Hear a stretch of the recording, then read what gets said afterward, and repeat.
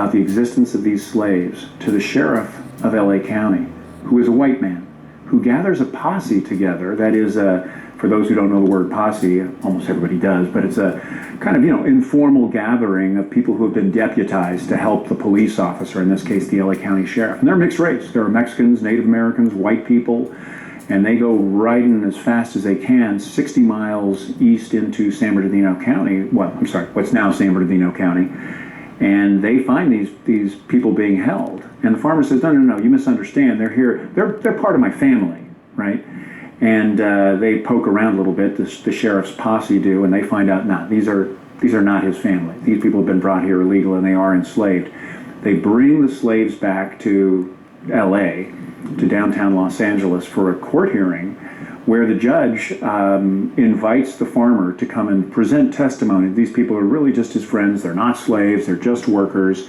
And the farmer beats it. He leaves. He gets out of California as quickly as he can and heads back to Utah, Texas, I think he may have gone back to.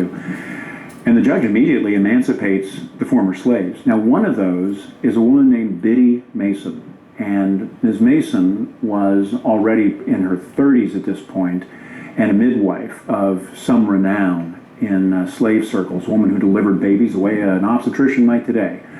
And very effective, very smart woman.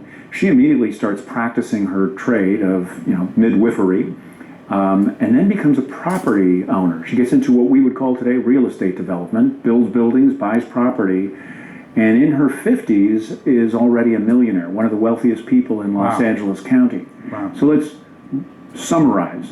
African-American woman, born in slavery, brought to California, liberated by a white sheriff and a white judge and a mixed race posse that helped get her and her friends and family out of there, who goes on to become one of the wealthiest landowners in Southern California at a time when the commission that has been appointed by the governor and the legislature are telling us it was impossible for black people to do anything here, even approximating a normal and free life as we would recognize it.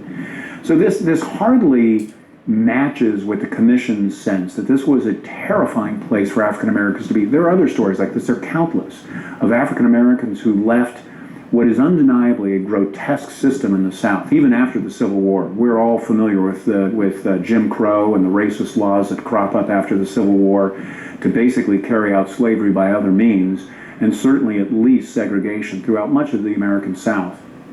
Many of those people come to California not because it's perfect, but because it's far better than just about any other place they can go. Right, exactly, seeing that.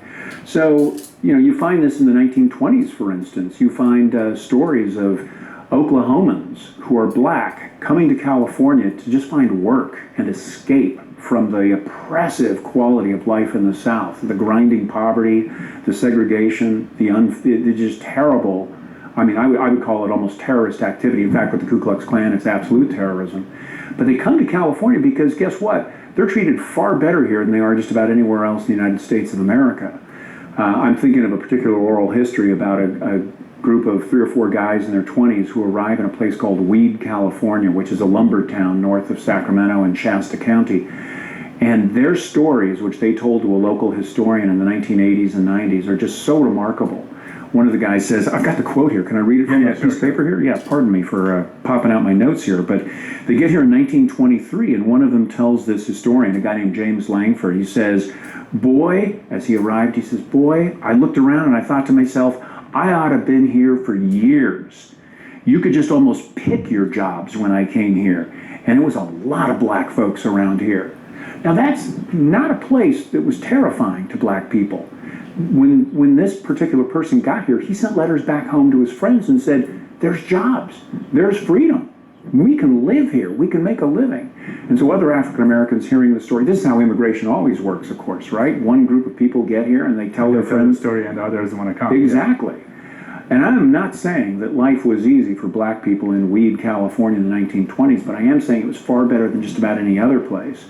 The work was horrible. I mean, just by our standards, you and I are sitting here in total comfort, drinking a cup of coffee, and we call this work. These guys were working in the lumber industry. It was hard, but they were delighted because compared to everything else, this was a kind of heaven. There's also the very famous Southern Californian Ralph Bunche, spelled as you would think Bunch is with an E at the end. And Ralph Bunche was raised in South Central Los Angeles. straight out of Compton, you might say, in the 1920s. He went to UCLA, graduated from UCLA, and while he was at UCLA, he gave a speech in which he tried to describe the story of a black man who came from Texas on vacation and went to Los Angeles in the 20s and experienced a kind of freedom he had never ever seen in Texas. And that man, Ralph Bunche tells his audience in a speech that's still in the UCLA archives, that man returned to Texas, that black man did, and he ran into his old boss. And the old boss offered him his old job if he wanted to stick around. And he said, "Are you kidding? I've been to California. There is not a chance I'm sticking around here." And he went back to California. Ralph Bunche's observation was, you let a black man in America see California, they're not going back where they came from. They will stay here.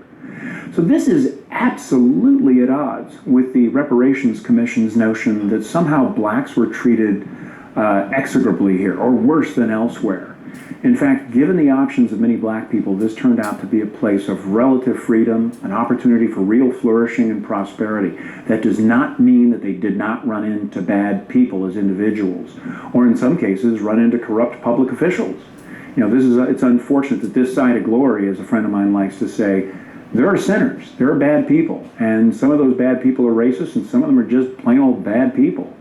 So this is not to deny that black people have had a hard time of it anywhere in the United States. It is to say that California is clearly an outlier, but an outlier in a significantly better way than the Commission suggests. Before we continue, we would like to thank Shen Yun for sponsoring this channel. I lived in China for 2 years and experienced two different Chinas. One is the China we know now, unfortunately with communism,